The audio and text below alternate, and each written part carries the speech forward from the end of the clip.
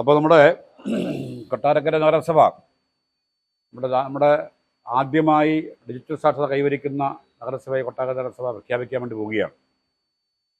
ഈ 2023-24 പദ്ധതിയിൽപ്പെടുത്തിയാണ് അതിനാവശ്യമായ ഫണ്ട് വകയിരുത്തി പ്രവർത്തനം ആരംഭിച്ചത്. നഗരസഭ കോർഡിനേറ്ററായി പ്രവർത്തിച്ചത് ശ്രീ കൊട്ടാത്തല BS ഗോപകുമാറാണ്. അദ്ദേഹത്തിൻ്റെ ആത്മാർത്ഥമായ ഒരു പ്രവർത്തനം ഇക്കാര്യത്തിലുണ്ടായിരുന്നു. അതിനുശേഷം എല്ലാ വാർഡുകളിലും 29 വാർഡുകളിലും RPമാരെ നിശ്ചയിച്ചുകൊണ്ട് എല്ലാ വാർഡുകളിലും പ്രവർത്തനം ആരംഭിച്ചു. 10 വയസ്സ് മുതൽ ഏതാണ്ട് 60-70 വയസ്സ് പ്രായമുള്ളവരെ ഈ അത്യാവശ്യം വേണ്ട പ്രാഥമികമായി മൊബൈൽ യൂസ് ചെയ്യുന്നതിനും ഓൺലൈൻ സംവിധാനം യൂസ് ചെയ്യുന്നതിനും ആവശ്യമായുള്ളൊരു പ്രവർത്തനമാണ് നടത്തിയത്. അത് പൂർണ്ണമായി കൈവരിച്ചു.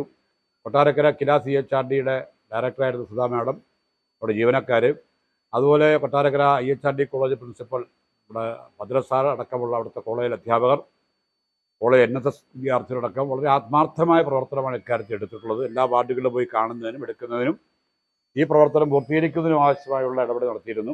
എന്തായാലും നമ്മുടെ കൊട്ടാരക്കര നഗരസഭ ഇന്ത്യയിൽ ആദ്യമായി ഡിജിറ്റൽ സാക്ഷരത കൈവരിച്ച നഗരസഭയായി നാളെ പ്രഖ്യാപിക്കുകയാണ്. നാളെ വൈകിട്ട് 3 മണിക്ക് ഗാന്ധിമുക്കിൽ വെച്ച് നമ്മുടെ ബഹുമാനപ്പെട്ട ധനകാര്യമന്ത്രി ശ്രീ KN ബാലഗോപാൽ, അതുപോലെ ബഹുമാനപ്പെട്ട MP അടക്കമുള്ള നഗരസഭാ സ്റ്റാൻഡിംഗ് കമ്മിറ്റി ചെയർമാൻമാർ, വൈസ് ചെയർമാൻ, കൗൺസിലർമാർ, ജനപ്രതിനിധികൾ, വിവിധ ഡിപ്പാർട്ട്മെൻറ്റ് ഉദ്യോഗസ്ഥരടക്കം ഈ പ്രോഗ്രാമിൽ പങ്കെടുക്കും. ഡിജിറ്റൽ സാക്ഷരതയെ ബന്ധപ്പെട്ട് കാര്യങ്ങളൊക്കെ തന്നെ ചെയർമാൻ വിശദീകരിച്ചു. വാർഡ് അടിസ്ഥാനത്തിൽ കോർഡിനേറ്റർമാരെ നിശ്ചയിച്ചുകൊണ്ടാണ് ഈ പ്രവർത്തികൾക്ക് വളരെ വേഗത്തിൽ പൂർത്തിയാക്കാൻ കഴിഞ്ഞത്. ഇന്ത്യക്ക് തന്നെ മാതൃകയാവുന്ന ഒരു നഗരസഭയെ കൊട്ടാരക്കര മാറുകയാണ്.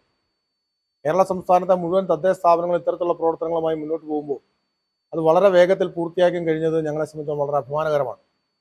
അതോടൊപ്പം അതേ വേദിയിൽ, ഗാന്ധിമുക്ക് വേദിയിൽ, അന്നേ ദിവസം 3 മണിക്ക് ഹെൽത്ത് ആൻഡ് വെൽനസ് സെൻ്ററിൻ്റെ ഉദ്ഘാടനവും നിർവഹിക്കുന്നുണ്ട്. തൃക്കണ്ണോങ്കൽ മേഖലയ്ക്കായി അനുവദിച്ച ഹെൽത്ത് ആൻഡ് വെൽനസ് സെൻ്റർ വളരെ ഭംഗിയായി പൂർത്തിയാക്കിയ ഒരു വാടക കെട്ടിടത്തിൽ അതിനാവശ്യമായ ജീവനക്കാരെയും പോസ്റ്റ് ചെയ്ത് നിയോഗിച്ചു. അതിൻ്റെ ഉദ്ഘാടനവും അന്നേ ദിവസം നമ്മുടെ ബഹുമാനപ്പെട്ട മന്ത്രി നിർവഹിക്കുന്നതാണ്.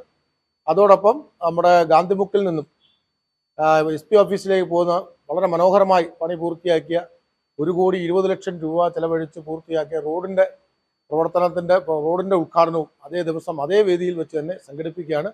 വലിയ ആഘോഷങ്ങളോടുകൂടിയാണ് ഇത്തരം പ്രവർത്തനം നടത്തുന്നതെങ്കിലും ഈ 3 പരിപാടിയും ഒറ്റ കുടക്കീഴിൽ നടത്തുന്നത് നഗരസഭയെ സംബന്ധിച്ചിടത്തോളം കുറച്ച് ചെലവ് കുറയ്ക്കുക എന്നൊരു മാനദണ്ഡം കൂടെ മുൻനിർത്തിയാണ്. അതുകൊണ്ട് ബഹുമാനരായ നാട്ടുകാരെല്ലാവരും ഇതിൽ സഹകരിക്കണം എന്ന് അഭ്യർത്ഥിക്കുകയാണ്.